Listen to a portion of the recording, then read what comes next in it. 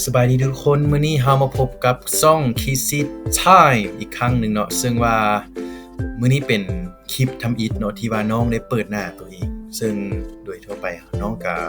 อยากขี้อายนิดนึงก็เลยบ่ค่อยกล้าเปิดคลิปแล้วนี่น้องก็ได้เฮ็ดไปคลิปนึงเนาะเกี่ยวกับ Common Mistakes of IELTS Examinees ในช่วงของ Listening Part หรือว่าภาคฟังนั่นเอง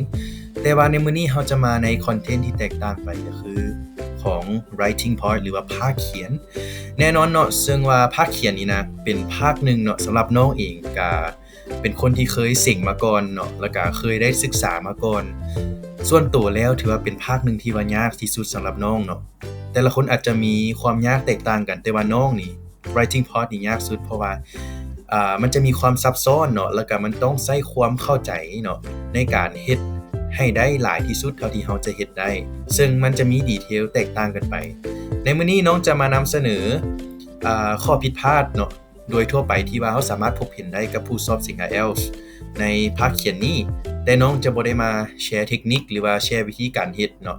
หรือว่าแชร์วิธีการเอาคะแนนให้มันได้หลายๆสูงๆแต่ว่าน้องจะมาบอกว่าข้อผิดพลาดตัวนี้เป็นแบบนี้และเราควรจัดการกับมันแบบใด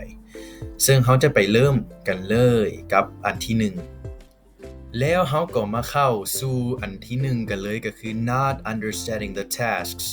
คำว่า not understanding the task ก็คือผู้สอบสิ่งส่วนใหญ่เนาะอาจจะยังบ่ทันเข้าใจวิธีการเฮ็ด task ของ writing part หลายปานใดเพราะว่าโดยส่วนใหญ่หรือว่าอยู่แล้วเนาะแน่นอนว่าบท writing นี่นะ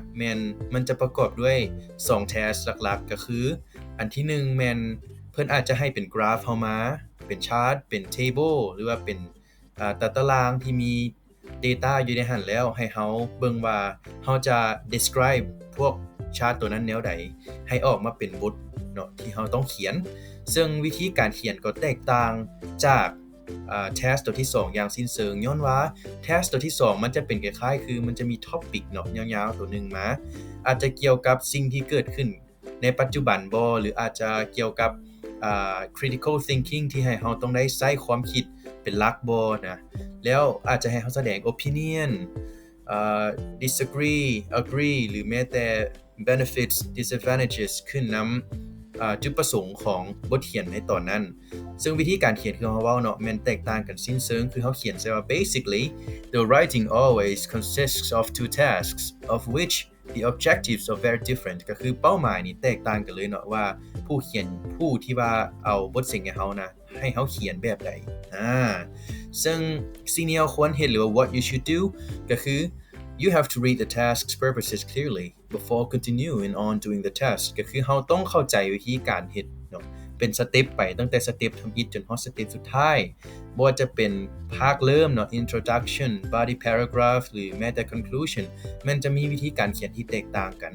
บ่ซั้นเนาะเฮาสิเสียคะแนนในจุดนั้นไปเลยโดยที่จะทั้งเสียทั้งเวลาและก็เสียทั้งโอกาสในการแก้ไขข้อบกพร่องที่เฮามีซึ่งต่อไปมันเฮาจะแสดงตัวอย่างออกให้เบิ่งว่ามันเป็นประมาณใดสำหรับ task แต่ละอันเนาะเฮาไปเบิ่งกันเลยและนี่คือหน้าตาเนาะของตัวอย่างtask 1และ task 2 task 1เนาะมันจะอยู่ทางซ้ายมือเนาะและ task 2จะอยู่ทางขวามือซึ่งทุกคนเห็นบ่ว่าความแตกต่างของมันมีหลายเนาะให้ทุกคนไปเบิ่งอยู่ที่ task 1ก่อนก็คือจะให้เฮาใช้เวลา20นาทีในการเขียน task นี้ซึ่งตัวนี้แม่นเพิ่นจะให้ข้อมูลของแต่ตารางมาแล้วทุกคนเห็นบ่ว่าก่อนจะฮอดแต่ตารางมันจะมี write at least 150 words ก็คือให้เขียนอย่างน้อย150คำเนาะแล้วเฮาต้องคิดเบิ่งว่าเฮาต้อง summarize แต่ตารางพวกนี้นะให้เป็นคำเว้าแนวใดเนาะเพื่อที่จะนำเสนอตารางตัวนี้โดยเปลี่ยนจากตัวเลขให้เป็นตัวหนังสือเนาะอยู่เจียใบหนึ่งนะเฮ็ดแบบใดแน่นอนเนาะเฮาต้องเข้าใจวิธีการเฮ็ดและเฮาต้องรับรู้ว่าวิธีการเฮ็ดตั้งแต่สเต็ป1 2 3จนฮอดสเต็ปสุดท้ายเฮ็ดแบบใดอันนี้มันขึ้นนำว่าผู้เส็งผู้นั้นเนาะเรียนมาจากสถาบันใดหรือว่าเรียนมาจากคอร์สใดอันนี้มันมีเทคนิคที่แตกต่างกันไปแต่ส่วนตัวน้องเองเนาะแม่นเรียนจากโรงเรียนเวียงจันทน์ College หรือว่า VC ที่ทุกๆคนรู้จักกันเนาะก็คือมันจะมีวิธีที่แตกต่างกันในการเขียนแล้วบัดนี้ task 2 ก็คืออันทั้งขัวเนาะแม่นมันจะเป็นท็อปิกมาและเวลาจะเพิ่มขึ้นจาก20นาทีจากแทสหนึ่งเป็น40นาทีแม่นบ่ย้อนว่าเพิ่นให้เขียน250คำเป็นอย่างต่ำซั่นแล้วในการที่เราเห็นท็อปิกเนาะเห็นบ่เป็นยาวๆ some people say that ดึดๆๆๆมาฮอดตัวสุดท้ายแล้วให้ทุกคนเบิ่งก่อนที่จะออกจากบ็อกซ์เนาะว่า discuss both these fields and give your own opinion เห็นบ่ว่าตัวนี้แม่นเพิ่นให้เฮาแสดงมุมมองของเฮาว่าเฮามีต่อท็อปิกตัวนี้แบบใดฉะนั้นวิธีเขียนมันก็จะมีอีกแตกต่างอีกแบบนึงเฮาบ่สามารถเอาวิธีเขียนของตัวที่1มาปนกับตัวที่2หรือสลับกันนั่นก็บ่ได้เห็นบ่ว่าทุกคนว่าความสำคัญของการเข้าใจวิธีเขียนนี่มีความสำคัญหลายฉะนั้นดีที่สุดก็คือต้องได้ไปฝึกเขียนและต้องเข้าใจวิธีการเฮ็ดตามลำดับ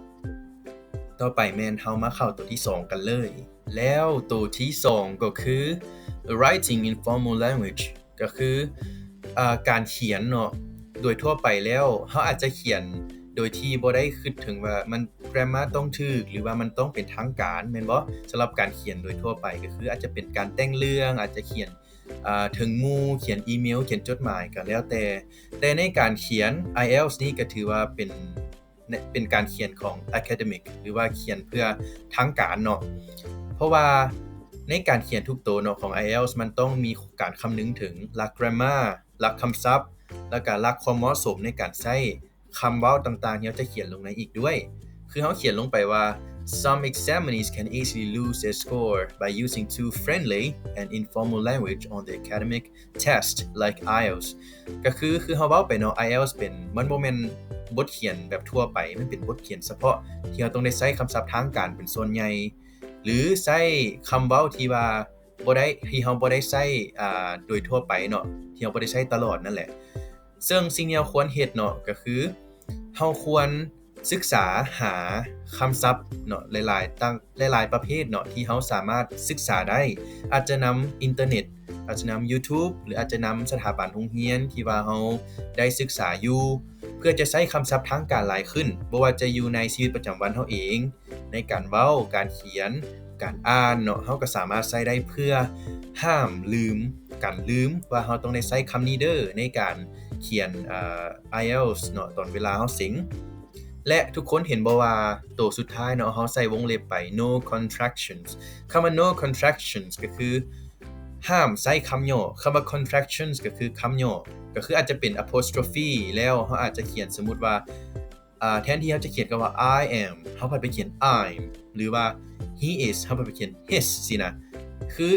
ขนาดเท่านี้แล้วเรายังบ่สามารถเขียนได้แล้วถามว่าเขียนได้บ่สำหรับตัวน้องเองแม่นน้องจะบ่แนะนำให้เขียนใน academic test ละจังซี่เพราะว่ามันจะถือว่าเป็นการเขียนบ่เต็มคำเนาะหรือว่าเขียนแล้วบ่เป็นทางการปานใดเราจะเขียนได้เวลาเราเขียนหาหมู่หาคู่หรือหาครอบครัวแต่ในการสิง IELTS แม่นเราบ่สามารถเขียนได้เด้อแล้วบัดนี้เราก็ไปเบิ่งตัวอย่างกันเลยว่ามันสิเป็นประมาณใดและนี่ก็คือหน้าตาของตัวอย่างเนาะของ informal sentence ก็คือสิ่งที่เราบ่ควรเขียนอยู่ในบทของ IELTS และ formal sentence น้องได้ใส่เหตุการณ์เปรียบเทียบกันเลยเนาะ informal จะเป็นตัวสีม่วงและ formal จะเป็นตัวสีเขียวซึ่งว่าcontraction น้องอาจจะบ่ได้ใส่เพราะว่าน้องอธิบายไปว่าหน้าตามันเป็นประมาณนี้ก็คือแทนที่เขาจะใส่เป็น I am เขาปัดใส่เป็น I'm เนาะทุกคนเข้าใจแต่ว่าเวลาเขียนแล้วน้องบ่แนะนำให้เขียนอยู่ใน academic tester มานี้เรามาลองเบิ่งว่าเป็นหยังเราควรเปลี่ยนและเป็นหยังเราควรใส่ตัวที่เป็น formal หลายกว่าเราเบิ่งเลยว่า informal sentence น้องได้ยกมาว่า I will try to end the contract between me and my company ก็คือค่อยจะพยายามเนาะยกเลิกสัญญาหรือว่าจบสัญญาระหว่างค่อยและบริษัทของค่อยก็คือว่าคำว่า try กับ end นี่เราสามารถเขียนได้บ่ใน academic test สำหรับน้องเองน้องรู้สึกว่าเขียนได้แต่เนาะมีคำว่าแต่เราจะได้คะแนนที่ว่าน้อยหรือว่าต่ำกว่ามาตรฐานกว่าคนที่ว่าเขาเจ้าหั่นน่ะใช้คำที่ว่าเป็นทางการหลายกว่าหรือว่าใช้ตัวเลือกอื่นที่ว่ามันฟังโอเคกว่าในการเขียนแบบทางการแบบนี้เนาะเฮามาเบิ่งเลยว่า formal sentence มันเป็นแบบใดก็คือว่า I will attempt to terminate the contract between me and my company ทุกคนเห็นบ่ว่า mood ของการเว้าหั่นนะมันจะแตกต่างกันเลยมันจะรู้สึกว่าผู้นี้เว้า ได้ดีกว่าผู้นี้เขียนเป็นทางการกว่าและน่าฟังกว่าถามว่า2อันนี้มีความหมายแตกต่างกันบ่แตกต่างกันเลยเนาะเพราะว่าเราใช้ attempt แทน try ที่มีความหมายเดียวกันและ terminate แทน end ที่มีความหมายเดียวกันเช่นกันแต่เราอยากเตือนทุกคนไว้ก่อนว่าทุกๆคำที่เราจะเอามาแทนนะบ่ได้หมายถึงว่าจะสามารถใช้ในทุกสถานการณ์ได้เลยสมมุติว่าทุกๆเรื่องในภาพยนตร์บ่หรือว่าในโรงหนังเราอาจจะเห็นend credit เนาะอาจจะเขียนว่า ending เนาะบางเรื่องเนาะเราบ่ได้หมายถึงทุกเรื่องก็คือจะหมายถึงว่าจบแล้วที่จะบอกผู้ชมแม่นบ่แต่เราบ่สามารถบอกได้ว่า terminating เห็นบ่ถึงแม้นว่ามันจะมีความหมายคำว่าจบอันเดียวกันแต่มันเป็นคนละสถานการณ์เนาะและ2ตัวนี้มันมีความหมายแตกต่างกันบ่แตกต่างเลยเนาะทุกคนซึ่งเราได้โน้ตไปเนาะก็คือ try has been changed to attempt แล้วก็ end has been changed to terminate เนาะนั่นสิเป็นประมาณนี้และตัวที่3เนาะก็คือ weak structure เขาบ่ได้แปลตามตรงเด้อ weak structure โครงสร้างอ่อนแอบ่ได้หมายถึงแบบนั้นเด้อทุกคน weak structure ก็คือว่าถ้าบุคคลที่ว่าไปสิง IELTS ของ writing part เนาะบ่มีความเข้าใจและบ่มีความรู้ในวิธีการเขียน test 1 กับ test 2 นี่นะแม่นผู้นั้นจะพบปัญหาเลยก็คือเขาเจ้าจะบ่รู้วิธีการขึ้นวิธีการดำเนินแล้วก็วิธีการจบของ test แต่ละอันฉะนั้นถ้าเฮาบ่รู้วิธีการเขียนแล้วเฮาเขียนมั่วไปเบิดคือ essay ทั่วไปหรือว่าบทเขียนทั่วไปที่เฮาเคยเขียนบ่ว่าจะอยู่ในโรงเรียนหรือว่านอกโรงเรียนก็ตามแม่นมันจะบ่เข้าหลักการของเขาเจ้าและเฮาจะเสียคะแนนอย่างหลงหลายเนาะเฮาบอกได้เท่านี้ซึ่งที่เราควรเฮ็ดก็คือ what you should do to feed your memory by practicing and remembering when or how to use the right structure in the introduction, body paragraphs, and the conclusion. The more you practice, the better you get. อันนี้เป็นความเป็นจริงเนาะทุกคนก็คือในการฝึกวิธีการเขียนนี่นะคือเราต้องได้เขียนเราอ่อนได้เราต้องเฮ็ดตัวนั้นเราต้องเสริมสร้างความแข็งแรงให้กับความจื้อจำเราโดยการฝึกตลอดแล้วก็ฝึกฝนอยู่ทุกๆเวลาที่เรามีเวลาว่างหรือแม้แต่เราตั้งเป้าหมายไว้ว่าเราอยากได้ตัวนี้เพราะว่าในการเขียนเริ่มหรือว่า introduction แล้วก็ในการเขียนดำเนินเนาะแล้วก็ในการจบเรื่องนี้มันมีวิธีการเขียนที่แตกต่างกันของแต่ละ task ฉะนั้นถ้าเรามาเขียนผสมกันหรือว่าเขียนมั่วมันเราจะเสียคะแนนเลยและเราแฮ่งฝึกหลายเท่าใดเราก็แฮ่งจะเก่งหลายเท่านั้นอันนี้แม่นจากประสบการณ์ตัวจริงเพราะว่าในทำอิฐน้องก็บ่ได้เก่งเรื่องภาคเขียนปานใดแต่เมื่อน้องได้มาฝึกฝนและพยายามเขียนให้ได้หลายเท่าที่ตัวเองเฮ็ดได้และประเมินว่าโอเคเฮาได้ประมาณนี้เฮาอยู่ในระดับใดถ้าว่าเฮายังบ่โอเคปานใดเฮาก็ฝึกไปเรื่อยๆจนว่ามันดีขึ้นจากแต่ก่อนซึ่งทุกมื้อนี้น้องก็รู้สึกว่าโอเคขึ้นจากการฝึกฝนเนาะน้องอยากให้ทุกคนนี่ลองไปประเมินเบิ่งว่าตัวเองอยู่ในระดับใดและควรเปลี่ยนแปลงตัวใดและอันที่4เนาะก็คือ using too many repeated words and using grammar incorrectly ตัวนี้ถือว่าเป็นปัญหาสำหรับหลายๆคนแม้แต่คนที่ว่าเคยเฮ็ดมาแล้วหรือว่ากำลังจะเฮ็ดก็ตามเนาะต่างประสบปัญหานี้ย้อนว่าถ้าเฮาใช้คำศัพท์ที่มันซ้ำกันหลายเกินไปเนาะเช่นว่าค่อยบอกให้ลาวไปบอกเจ้าอีกบัดนึงไปบอกอีกไปบอกสินะเฮาใช้คำว่าบอกตลอดเนาะในภาษาอังกฤษก็บ่แม่นคำว่าบอกหรอกอาจจะเป็นคำว่า tell แม่นบ่เฮาจะใช้คำว่า tell ตลอดไปเนี่ยใน sentence เดียวหรือว่าใน sentence ที่ต่อกันน่ะมันจะฟังแปลกๆแล้วมันจะฟังบ่ make sense ปานใดก็คือความหมายว่าในการสิ่ง IELTS ทุกคนเนาะเฮาต้องมีความรู้ระดับหนึ่งในการใช้ synonyms ก็คือสิ่งที่เราควรเฮ็ดนั่นเองก็คือน้องแนะนำให้ทุกคนนี่ไปเบิ่ง synonyms หลายๆแล้วก็ไปจื้อจำวิธีการเฮ็ด grammar เข้าใจ detail ของมันเข้าใจวิธีการใช้ของมันว่าเวลานี้เราควรเฮ็ดตอนใดเนาะซึ่ง tense ส่วนหลายเราอาจจะรู้เลยว่าใน grammar นี่มีหลักๆก็คือ12 tense แม่นบ่ส่วนใหญ่มันอาจจะใช้ประมาณ5 6หรือว่าอาจจะ7tense เท่านั้นอาจจะบ่ได้ใช้เบิดแต่ถ้ารู้เบิดก็ดีเพื่อจะใช้ในหลายๆสถานการณ์เนาะซึ่งมาในการรู้ synonyms นี้เป็นผลดีย้อนว่าแทนที่เราจะใช้คำว่า tell ตลอดเราอาจจะเปลี่ยนคำว่า tell ให้เป็นคำอื่นย้อนว่าเราจะบ่เฮ็ดให้ผู้อ่านน่ะรำคาญเนาะผู้กวดน่ะรำคาญแม้แต่เราเองก็อาจจะรำคาญเวลาเราอ่านเบิ่งใหม่เนาะแล้วจะเสริมความแข็งแกร่งให้กับ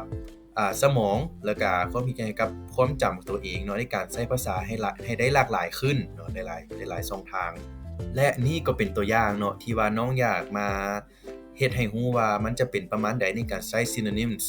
ก็คือน้องได้เฮ็ดเครื่องหมายไว้เนาะ wrong กับ right ก็คือสิ่งที่เราควรเฮ็ดและสิ่งที่เราบ่ควรเฮ็ดหรือว่าตัวผิดและก็ตัวถูกซึ่งถ้ามาเริ่มจาก wrong กันเลยก็คือ I tell her to tell you the news ค่อยบอกให้ลาวไปบอกข่าวเจ้าถามว่าเว้าแบบนี้นี่เฮาเข้าใจบ่เข้าใจเนาะเฮาเข้าใจกันเองเฮาบอกกับหมู่กับครูเฮาบอกกับครอบครัวนี่โอเคเลยแต่เวลาเฮาเขียนเฮาบ่สามารถใช้ได้ถามว่าใช้ได้บ่ใช้ได้แต่ว่าบ่สามารถใช้ได้ตลอดหรือว่าที่กันเนาะเพราะว่าเขาเจ้าจะฮู้ว่าเฮานี่บ่มีความรู้ในการใช้ vocabulary ที่หลากหลายหรือว่าบ่ฮู้ในการใช้ synonyms เลยฉะนั้นวิธีการก็คือเฮาต้องเอา synonyms ของคำว่า tell เนาะมาแทนที่เฮาอาจจะใช้คำว่า tell ทำอิฐแล้วอันที่2เฮาอาจจะเปลี่ยนจากคำว่า tell ไปเป็นอย่างอื่นที่มีความหมายคำว่าบอกอันเดียวกันแต่ในตัวนี้แม่นน้องเอาคำว่า tell ออกทั้ง2เลยเนาะเพื่อว่าอยากให้มันเป็นทางการขึ้นเนาะก็คือน้องอาจจะเขียนว่า I inform her to deliver the news to you เนาะคำว่า inform ก็คือบอกหรือว่าบอกให้รับรู้อันใดอันหนึ่ง to deliver the news to you คำว่า deliver นี่เขาอาจจะเห็นหลายๆบอนเนาะก็คืออาจจะเป็นอาหาร delivery แม่นบ่ก็คือเอาอาหารไปส่งเอานั่นอันนี้ไปให้ผู้อื่นแต่เขาก็สามารถใช้ในสถานการณ์ในการบอกข่าวสารหรือว่าเอาคำเว้าอันใดอันหนึ่งเนาะไปบอกให้อีกบุคคลผู้หนึ่งได้ send deliver the news to you แต่ตามที่เขาบอกเนาะเขาบ่สามารถใช้บางคำเนาะเขาก็บ่สามารถใช้ได้ทุกสถานการณ์เด้อก็คือเฮา notes ไว้เนาะก็ว่า instead of using tell twice ก็คือ2เทื่อเนาะ I changed them to inform and deliver which are perfect synonyms to replace นี่ก็จะประมาณนี้สำหรับตัว synonyms และแล้วเฮาก็มาถึงตัวสุดท้ายเนาะข้อผิดพลาดตัวสุดท้ายของ writing part ก็คือ not making work out ตัวนี้มันจะได้มีความเกี่ยวโยงกับตัวที่1และตัวที่3เนาะเนื่องจากมันอยู่ในเงื่อนไขของ task 1 task 2เพิ่นได้ระบุไปแล้วจะเกี่ยวกับจำนวนในการเขียนของคำที่ผู้สอบเสียงสามารถเขียนได้เป็นอย่างต่ำเด้อทุกคนก็คือตัว task 1ทุกคนจื่อได้บ่ว่ามันให้เขียนอย่างต่ำ150คำเนาะก็คืออาจจะเป็น150คำก็ได้เป๊ะๆต้องเป๊ะได้เนาะถ้าคิดว่าเขาสามารถเขียนเป๊ะได้หรือหลายกว่าก็ได้แต่ห้ามต่ำตัว task 2คือกันห้ามต่ำกว่า250คำอาจจะ250ก็ได้แต่ต้องห้ามหลุดอาจจะเป็นหลายกว่าก็ได้อันนี้แล้วแต่เนาะซึ่งว่าถ้าเฮาเฮ็ดบ่ตรงตามที่เขาเจ้าถามดิเป็นหยังบ่เป็นเนาะสำหรับน้องนี่เป็นเลยเพราะว่าแสดงว่าเฮาจะบ่สามารถเฮ็ดได้ตามที่เขาเจ้าบอกเฮาให้เฮ็ดก็คือแม่บอกเฮาไปซื้อหมักเผ็ดแต่เฮาผัดไปซื้อหมักถั่วหรือว่าอันอื่นมาที่มันหมักเผ็ดมาให้เราแทนแน่นอนแม่ใจหายเลยอันเดียวกับบทเสียงเลยถ้าเฮาบ่เฮ็ดตามเขาเจ้าบอกเฮาก็จะเสียคะแนนตัวนั้นไปเลยถือว่าบ่ผ่านเลยตัวนั้นน่ะแล้วสิ่งที่เฮาควรเฮ็ดเป็นจังได๋ที่เฮาจะเฮ็ดได้และทุกคนอาจจะคิดว่าเฮ้ยเฮาเขียนไปแล้วเฮาสิฮู้ได้จังได๋ว่าเฮาได้จักคำอันนี้มันขึ้นกับเทคนิคของแต่ละคนเนาะแต่เทคนิคของน้องเองแม่นเวลาน้องเขียนแล้วน้องจะมานับเบิ่งว่าแถวหนึ่งของน้องหันน่ะมีจักคำสมมุติอาจจะเป็น10คำเนาะหรือว่า11คำแน่นอนว่าแต่ละแถวมันบ่เท่ากันเนาะแต่น้องจะตีเป็นเฉลี่ยเนาะเช่นว่า10คำสิแล้วน้องก็จะมานับแถวแต่ละแถวว่าน้องเขียนไปจักแถวแล้วซึ่งว่าแถวสั้นๆนี่น้องจะบ่นับเป็นแถวเนื้อจะนับเป็นแบบครึ่งแถวบ่หรือว่าอาจจะเป็นปลายแถวอันนี้ขึ้นนำความยาวแต่จะนับแล้วมารวมกับตัวอื่นที่มันสั้นคือกันแล้วมารวมกันเบิ่งว่ามันได้จักแถวเนาะก็คือการคูณกันเส้นน้องอาจจะเขียนแถวนึงเนาะก็คือตัวเปิดเลยแหละ10คำในแถวนั้นแล้วน้องมาคูณจำนวนแถวที่น้องมีอยู่ก็คือสมมุติว่า15แถวสำหรับ task 1เนาะก็เท่ากับ150คำแต่ทุกคนอย่าลืมเด้อว่าเฮาบ่สามารถระบุได้ว่าแต่ละแถวเฮามีคำเท่าใดฉะนั้นสำคัญที่สุดเลยก็คือถ้ามันกลาย15แถวสมมุติว่าเป็น20แถวหรือว่า19แถวโอเคแสดงว่าเฮาผ่านแล้วสำหรับsection ของ word count อย่างน้อยมันก็บ่ต่ำกว่า150ว่าสิซะถ้ามันเท่ากับ15แถวเป๊ะๆเลยนี่น้องคิดว่าอาจจะบ่เป๊ะย้อนว่าบางแถวก็สั้นบางแถวก็ยาวเฮาบ่ฮู้ว่าตัวใดเท่ากันแท้ซึ่งเราจะไปเบิ่งตัวอย่างกันเลย และนี่เนาะก็คือตัวอย่างที่ว่าน้องได้นำมาจากตัวทำอิฐเลยเนาะน้องได้เอารูปมาแล้วน้องได้ขีดกรองคำว่า write at least 150 words ก็คือให้เขียนอย่างต่ำ150 คำเขาสามารถเขียน150 คำได้ตามน้องบอกไปเนาะแต่ต้องห้ามหลุดเกินได้แต่ห้ามหลุดฉะนั้นเห็นบ่ทุกคนเวลาทุกคนเห็นตัวตารางนี้ปุ๊บบางคนจะแบบเคยเรียนมาเนาะอันนี้ง่ายๆเขียนได้มีสเต็ปปั๊บแต่ถ้าบุคคลที่ว่าบ่ฮู้เด้บัดนี้งงเลยว่าเขาจะเอา data ตัวนี้ออกมาเขียนเป็นคำเว้าแบบใดนี่แหละคือปัญหาฉะนั้นสิ่งที่น้องเว้าไปทั้งหมดนี้ต่างเป็นสิ่งสำคัญเบิดขึ้นนะว่าผู้ที่จะสอบสิ่งหรือผู้ที่กำลังจะไปสอบสิ่งนั้นมีความตั้งใจในการฝึกฝนและมันเพียรหลายเท่าใดแฮงเฮาเฮ็ดเฮาก็ได้นี่คือสูตรสำเร็จเลยแฮงฝึกแฮงได้มันบ่มีทางลัดสำหรับ writing เนาะบ่มีเทคนิคหยังเลยนอกจากฝึกและฝึกและแล้วเนาะทั้งหมดนั้นก็คือเป็นข้อผิดพลาดเนาะโดยส่วนใหญ่ที่ว่าน้องสามารถพบเจอเนาะกับผู้สิ่ง IELTS ในช่วงของภาคเขียนซึ่งบางคนจะถามว่าน้องไปเอาข้อมูลนี้มาแต่ไสหรือว่าน้องเอาหยังมายั่งยืนน้องต้องบอกเลยว่าสำหรับตัวน้องเองเนาะในนามที่ผู้เคยสิ่ง IELTS คือกันแล้วก็เคยผ่านอุปสรรคหลายๆอย่างเคยผ่านทุกๆช่วงมาแล้วคือช่วงตั้งใจช่วงล้มเหลวช่วงที่ว่า fail เนาะในการสิ่งของเขาแต่ก็อยากบอกทุกคนเนาะว่าทุกอย่างมันบ่ได้ง่ายเสมอไปและหนทางบ่ได้โรยด้วยกลีบกุหลาบฉะนั้นทุกอย่างมันต้องขึ้นนำว่าเราฝึกฝนหลายน้อยเท่าใดเราบ่สามารถเว้าได้ดอกว่าเราฝึกหลายแล้วแต่เรายังได้คะแนนต่ำอยู่แสดงว่าเรายังฝึกบ่เพียงพอก็เป็นสิ่งที่น้องบอกตัวเองอยู่เสมอเนาะว่าน้องต้องฝึกไปเรื่อยๆจนกว่าจะได้สิ่งที่น้องต้องการก็คือสิ่งพวกนี้แม่นบ่แม่นความผิดพลาดทั้งหมดที่ว่าน้องจะเอานำเสนอได้คืออาจจะเป็นผิดพลาดบางส่วนแต่เป็นผิดพลาดส่วนใหญ่ที่ว่าน้องสามารถรับรู้ได้เนาะจากหมู่น้องเองที่เคยเสียงเช่นเดียวกันก็ถามทุกคนว่ามันเป็นประมาณนี้ซึ่งมันก็อาจจะมีอีกหลายอันเนาะแต่ว่าน้องก็บ่ได้เอามานำเสนอแต่น้องเอาจากตัวหลักๆเนาะมานำเสนอให้ทุกคนได้รับฟังและก่อนที่จะจากกันไปในมื้อนี้เนาะเช่นเคยเนาะน้องอยากขอบใจทุกๆคนที่ว่ามารับชมรับฟังทั้งผู้ที่ Subscribe แล้วก็ยังบ่ได้ Subscribe เนาะที่รับฟังคลิปวิดีโอของเราตั้งแต่ต้นจนจบก็คือเวลาที่ว่าน้องเฮ็ดไปแล้วมันตัวใดมันบ่โอเคหรือว่ายังต้องพัฒนาอยู่น้องก็ต้องขอโทษขออภัยหลายๆเนาะน้องจะพยายามปรับปรุงสิ่งที่ว่าน้องเฮ็ดบ่ดีแล้วให้มันดีขึ้นและมีบางคนอาจจะคอมเมนต์ว่าตัวนี้เป็นแบบใดตัวนั้นเป็นแบบใดแม่นน้องจะพยายามเฮ็ดคลิปวิดีโอแยกออกมาอาจจะเป็นช็อตหรือว่า Reel เนาะเพื่อที่จะตอบสนองเพื่อเป็นผลประโยชน์ให้กับแต่ละคนเด้อให้ได้ไวที่สุดและสำหรับผู้ใดอยากให้น้องเฮ็ดคอนเทนต์แบบใดเนาะเกี่ยวกับอันใดแม่นสามารถคอมเมนต์ลงได้เลยเนาะแล้วน้องจะมาอ่านเบิ่งทุกอันเลยน้องสัญญาจะอ่านเบิ่งทุกอันและท้ายสุดเนาะน้อง